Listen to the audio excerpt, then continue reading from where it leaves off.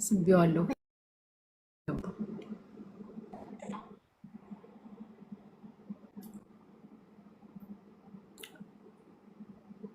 ሰላም በፍቅር አምላክ ስም እንዴት ነሽ እኔት? አለው። እንዴት ነህ? በፍቅር አምላክ እባክሽ ሰላም ነሽ? ድምፅክ ለምንድን ነው የሚርቀው? ታፍኗል? በእውነት ይርቃል? አሁንስ ጮክ ልበል እንደዚህ? አሁን አሪፍ ነው። አሁን አሪፍ ነው። ነብያችን እንዴት ነህ እያሉክ ነው ኮሜንት ላይ። እንዴት ናችሁ? በፍቅር አምላክ ስም የፍቅር አምላክ ይባርካችሁ። ወርወር አርጋችሁ ተባረኩ በያቸው። ወርወር አድርጋችሁ ተባረኩ። ነብያችን ያው ቅጣት አለው። ትቀጣለህ አይደል ነው ወይስ ቅጣት አትቀጣም? 5000 በላይ ከሆነ እቀጣለሁ። በ5000 ነው። እርሶ ልበል አንተ ልበል? በፍቅር አምላክ ስም በፍቅር አምላክ ስም ነው የምለው። ደስ ያለሽ ነው። አይ ነብያችን ስለሚሉ ከብዶኝ ነው እኮ አንተ ማለት። ደስ ያለሽ ነው። ኦኬ ችግር የለም። ምክንያቱም የማያምኑም አሉና። ኦኬ ስለዚህ በቃ አንቱ ልበል። እሺ እና ነብያችን እንዴት ኖት? አለን ይመስገን። እንዴት ነሽ አንቺ? ሻይ ቤት ኖት ደግሞ? ኦኬ ነብያችን የህይወት ፕሪንሲፕሎት ምንድን ነው? ፍቅር፣ መዋደድ፣ መከባበር። በዛኛው ጥያቄ መጠየቅ እችላለሁ አይደል? ነብያችን ያው እያወራን እየተጨዋወትን ይቻላል። ጠይቄ የፈለግሽው። ኦኬ በዛኛው ህይወት ብለው የሚሉት ነገር አለ እርሱ። አሁን ለምሳሌ እከሌ በዛኛው ህይወቱ ሸረሪት ነበር፣ እከሌ ወንድ ነበር፣ ሴት ነበር ምናምን ይላሉ እርሱ። እርሱ በዛኛው ህይወቱት ምን ነበሩ? እኔ ሴት ነበርኩ። ሴት ነበሩ እርሱ? የት ነበሩ? ህንድ ውስጥ ነበርኩ። የት ከተማ? ቦምቤ። ኦኬ ሙምባይ። የአሁኗ ሙምባይ አይደል? በድሮ ቦምቤ። ኦኬ ትዳር ነበሩት? ወልደዋል? አግብተዋል? በዛኛው ህይወቱት? ወልጃለሁ፣ አግብቻለሁ፣ ስም ያለው አርጅቼ ነው የሞትኩት። ታዋቂ ሰው ነበር ትዳሩት? አይ ታዋቂ አልነበርንም። እንደዚሁ ጥሩ ነው። አይ በዚህኛው ህይወት ታዋቂ ከነበረ ሰው ነው ትዳሩት የነበረው? ወይስ? አብሳላት የምትባለው ሚስቴ ነበረች። ያኔ ባሌ ነበረች። እኔ ሴት እያለሁ ባሎት ነበረች። አብሳላት ማነች ጋይስ? የሚያውቃት ሰው እስቲ ጻፉልኝ። አውቃታለሁ። ስንት ልጆችስ አፈራችሁ ከባሎት አብሳላት ጋር? አፈራን፣ ብዙ ልጆች አፈራን። 4 ልጆች ወለድን። ዲቶክስ። ኦኬ አወኳት። እሺ 4 ልጆች። እነማን ናቸው ልጆቻችሁ? ወይም ማን ይባላሉ? እሺ ቲካም ጂሚ የሚባሉ እንዲሁም ዮኒ ማኛም ራሱ ልጄ ነበር። ዮኒ ማኛም ራሱ ልጄ ነበረ። ዮኒ ማኛ የኛ ማኛው? እሱም ልጄ ነው። ሌላ ማኛው አይደለም አይደል? ዮኒ ማኛ ልጄ ነበረች።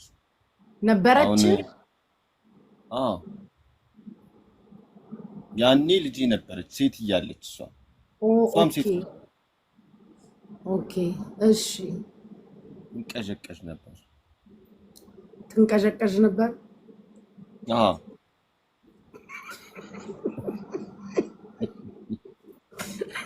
ኧረ ጋይስ እኔ አታስቁኝ። ቆዩ እስኪ እንዴ ጥሩ ኮንቨርሴሽን ነው ከነብያችን ጋር እያረኩ ያለሁት እና እኔ ወድጀዋለሁኝ።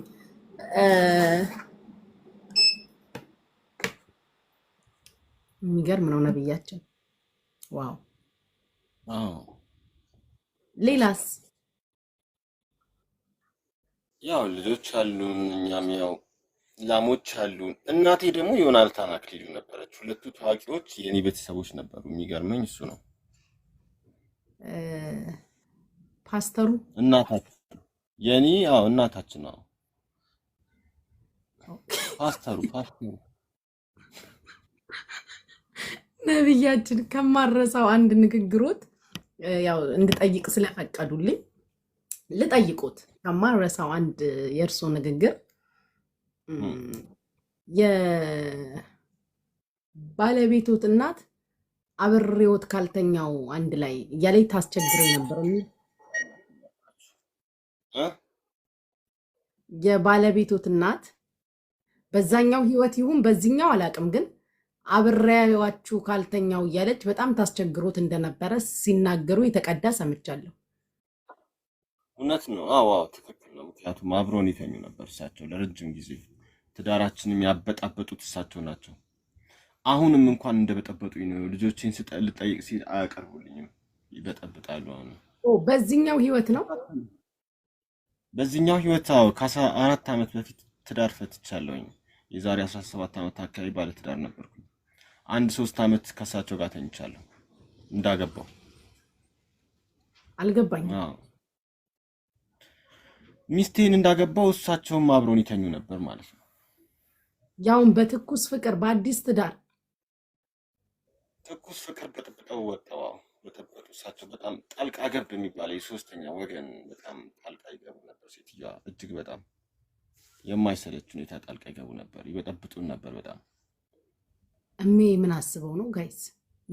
እሜዎች እኮ በጣም ነው የሚያስቸግሩት። እኔም በህይወቴ በጣም ባይዘው ቀልድ አይደለም። አሁን መተኛት ስላለ እንደ ቀላል አትዩት። እነሜ በጣም በከባድ ሁኔታ ነው ትዳር ውስጥ የሚገቡት። ኦኬ ይሁን እሺ።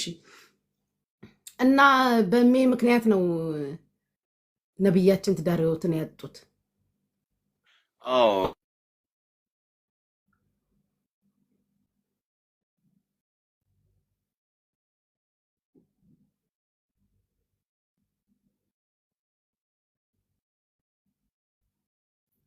ነብያችን ስልክ ተደወለባቸው።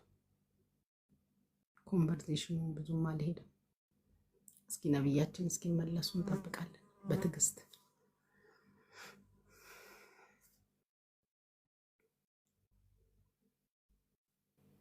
ነብያችን ወጥተዋል፣ መልሳቸዋለሁ። መውጣት አይቻልም። ነብያችን በእኛ ሃይማኖት ነብያችን ነቅለው መውጣት አይችሉም። ከላይ ቡላ ነው የወጡት ነው አሉ። በእኛ ሃይማኖት ነብያችን ከላይቭ መውጣት አይቻልም።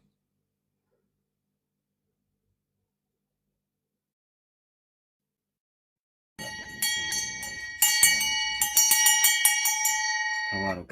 ሰላማችሁ ይብዛ። ይቅርበኝ ማለት ነው። ሰበፍ አምላክ ስም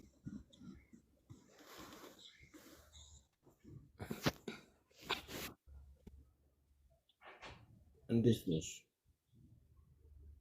ደህና ነኝ ነብያችን። በጣም የሚገርም ትምህርት አዘል የሆነ ነገር ነው የነገሩኝ። በተለይ ከዚህ በፊት ሰምቼው ኮንፊውዝ ሆኜ ነበረ። ይሄ ነገር እውነት ነው ውሸት ነው ብዬ። እኔ በህይወቴ ምን አለ መሰለሽ ነብይ ሲሆን ደግሞ በህይወቴ የገጠሙኝ ነገሮች ለሌላ ሰው ትምህርት የሚሆኑ ነገሮች ናቸው። ለሌላ ሰው መጽሐፉ ይሆናል ማለት ነው። አንድ ነብይ ሲመጣ በህይወቱ ነው የሚማረው እና ያ ማለት በህይወቱ ታሪክ ላይ የሚፈጠሩት ነገሮች መጽሐፉ ይሆናል ማለት ነው። ለምሳሌ ቁርአን በህይወቱ ታሪክ ላይ የተፈጠረው ነገር ነው በነብዩ መሐመድ። አዲስ ኪዳን በኢየሱስ፣ ብሉይ ኪዳን በሙሴ፣ እንደዛ ነው። ቡዲዝም በቡዲዝም። ስለዚህ ፍቅር ሲዝም ደግሞ በእኔ ህይወት ውስጥ የተፈጠረው ለሌላው ትውልድ የማቃኛ ይሆናል ማለት ነው። ከዚህ በኋላ ሰዎች የሚያገቡት በፍቅር ሲዝም እንደኛ እይታ ይሆናል።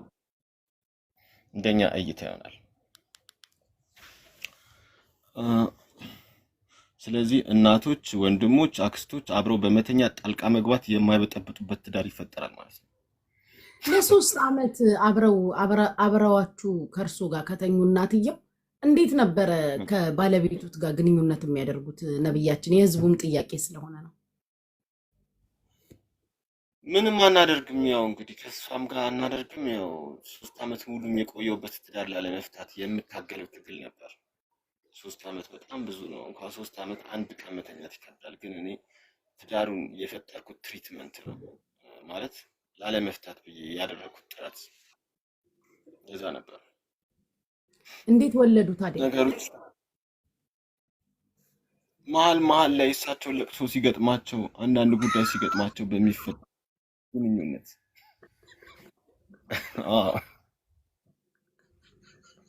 በዛ ነው። ነብያችን ይመቹት። ከዛ ውጭ በቃ ምንም የለም እያሉ ነው። በአጋጣሚ ካልሆነ መውለድ አይቻልም። እንኳን ሌላ ቀርቶ እሱም ራሱ ወሬ ራሱ በአግባቡ አናወራም። ብቻ እንደዛ ነው የተወለደው። አንድ ጊዜ ብቻ ነው ትዳር ላይ ሆኜ ማርገዝ የቻልኩት እንጂ ሌላኛውን ከትዳር በፊት ወዲያው ተጋባ። ሌላኛው ደግሞ ከኔ ውጭ ሌላ 3ኛውን አረገዘች። ከኔ ውጭ ደግሞ 3ኛውን አረገዘች። አልገባኝም። 3ኛው ጨርሻ የተለያየንበት ከሌላ ሰው አርግዛ ነው። ከእርሶ ጋር እያለች እኔ ጋር እያለች ከሌላ ከመጀመሪያ ሚዜ ጋር አረገዘች። ሃይማኖታቸው አይፈቅድም። እሷም የዚሁ ሃይማኖት ተከታይ ነበረች።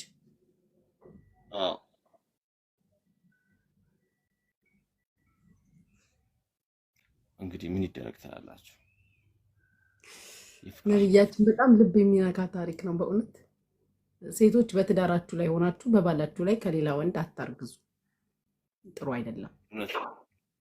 ለዛውም ከመጀመሪያ ሚዜ ደግሞ ይከብዳል።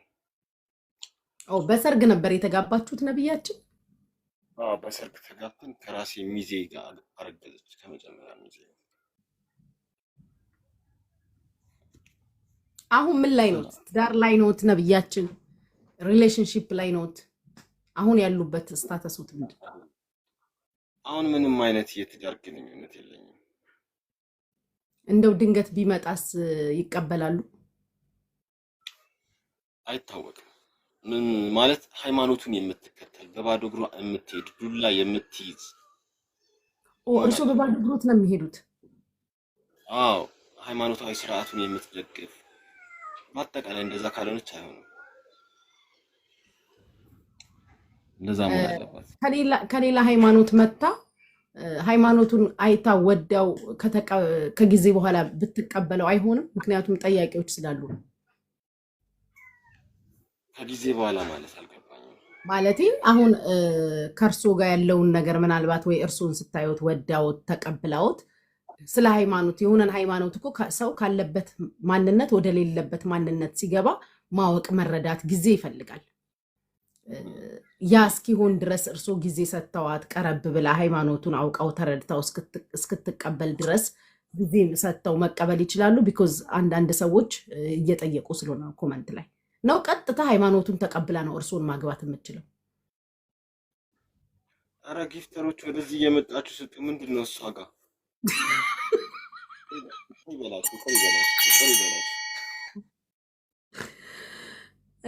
ነብያችን ጥያቄ ግልጽ ነው።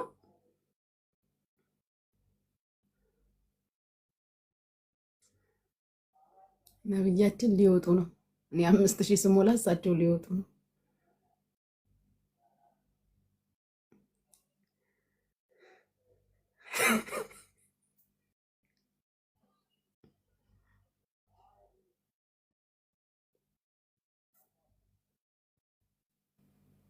ወጡ ነብያችን መውጣት ግን የለበትም ነበር። ለምን እንደወጡ ባላገም እኔ ግን መልሶታለሁ።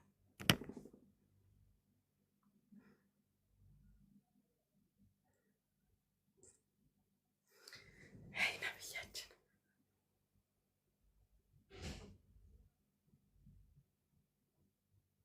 ቢወጡ ይሻላል። ዲክላይን አደረጉብኝ ነብያችን።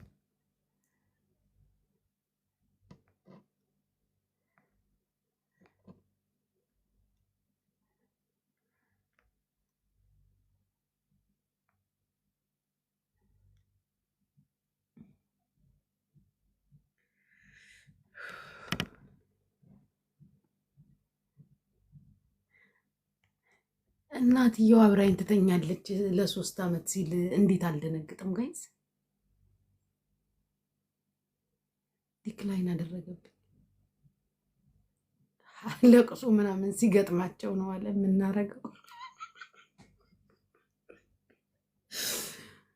ማዘር ለቅሶ ምናምን ሲሄዱ ነው የምናረገው።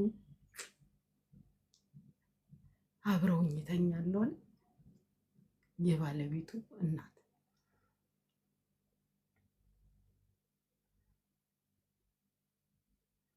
አስቤር በጣም ነው የደነገጥኩት።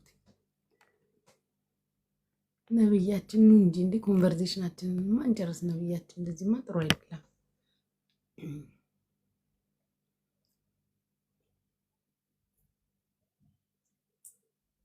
ሰው በጉጉት ቁጭ ብሎ እየጠበቃቸው ነብያችን ይሄ እንደዚህ ጥሩ አይደለም።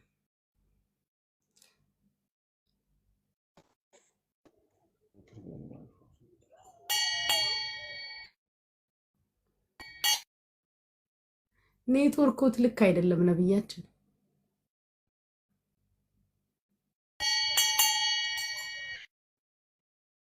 ኔትወርኩ ቢሰራ ጥሩ ነበር። ደውሉ ደስ ይላል፣ ግን ኔትወርኮት አልሰራም ነብያችን። ደውሉ ብቻውን ሆነበት።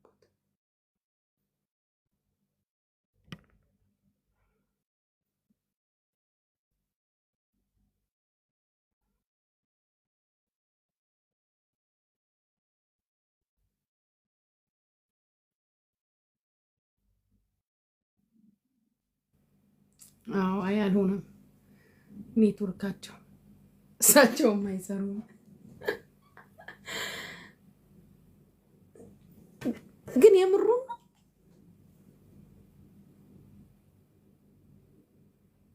ነው አይ ግን የምሩን ነው ጋይስ። እግዚአብሔርን እኔ ጥያቄ አለኝ። የምሩን ነው ግን ምናልባት ሙድ እየያዘ እንዳይሆን እኮ እዚህ ቲክታክ ላይ እኮ ሰው ማመን ከባድ ሆኗል። ግን የምራቸውን ነው ነብያችን። ምኑን ጠየቁት? ዲክላይን እያደረገብኝ የምራቸውን ነው ግን ነብያችን። አሁን ሃይማኖቱ ምናምን የሚሉት የሚያወሩት አሁን እየሆኑ ያሉት ነገር ይሄ በእንጨት ጣት እንደዚህ የሚሉላ አስቀርጸዋል። ኦኬ በራሱ ዓለም ነው የሚኖረው። ማህተም አንገቴ ላይ አይቀመጥም። ጋይስ በእናታችሁ ለምንድነው ሁሉ ጊዜ የምታሳቅቁኝ? ለምንድነው ማህተም ማታስሪው ምናምን አይቀመጥልኝም አንገቴ ላይ እንዴ? ለምን አይገባችሁም? በየጊዜው አስራለሁ ይጣፋል። መቼ እንደጠፋ እንኳን አላይም። ምን ሆናችሁ ነው? ወይ ስለ ድሬዳዋ ሳልጠይቀው ቆዩ ልመልሰው በእናታችሁ። ወይ ነብያችን እኔን አፈር ልብላ። የድሬዳዋን ህዝብ እንዴት አገኙት? አይ ወጥተዋል ከላይቭ ልጠይቃቸው ነበር ስለ ድሬዳዋ። ነብያችን ከላይቭ ወጥተዋል። ወይ መጣ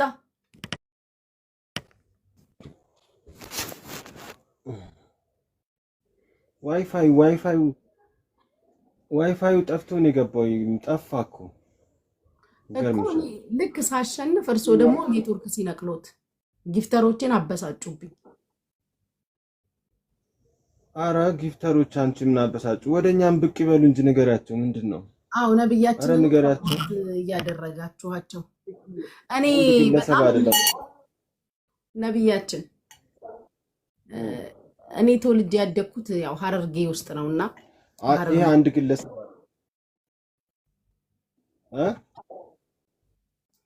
ተወልጄ ያደግኩት ሀረርጌ ውስጥ ነውና የሀረር የድሬዳዋ ልጅ ነኝ። አንዴ ሀረር አካባቢ ሄደው ነበር። ድሬዳዋ ሀረር ነው ያደግሽው? እኔ ሀረር እኮ ሂጅ ነው። ያ እንዴት አገኙት? ማህበረሰቡን፣ ህዝቡን? እሺ የሀረር ህዝብ የድሬዳዋ ህዝብ በጣም ደግና መልካም ማህበረሰብ ነው። እዛ ሄደው ከነበር እንዴት አገኙት? ምኑን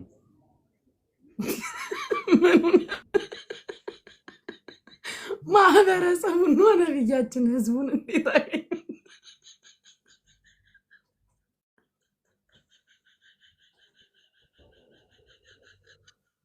አሁን ይህን ሃይማኖት እንዲደግፉ ንገራቸው። የአንቲ ጊፍተሮችን ቢሆን እየመጡ ወደዚህ እንዲደግፉ ንገራቸው። ጥያቄ እየጠየኩት ጥያቄውን ተይው፣ ቀይ በልሽ። እኛ ጥያቄ ሰልችቶናል እንዴ አገሬ ላይ ኖ ነብያችን እንደዚህማ ሰውን ጥያቄ ሲጠይቅ ነው አይበሉ። ሄጅ ያለው ስላሉኝ ነው የጠየቅኩት። እንዴት ህዝቡን አገኙት ማህበረሰቡን ብዬ ነው እኮ የጠየቅኩት። ሀረር እውነት ለመናገር ደስ እሺ፣ ሀረር እውነት ደስ የሚል ሀገር ነው። እውነት እኔ ሀረርን ወድጄዋለሁ። ደስ የሚል ሀገር ነው። አክቹዋሊ በጣም ነው የወደድኩት። በጣም አሪፍ ሀገር ነው ሀረር። ድሬዳዋ ምናምን እውነት ለመናገር ለምን ብትሉ ማህበረሰቡ ሙስሊም ከክርስቲያኑ ተግባብቶ መኖር የሚችልበትና ደስ ይላል።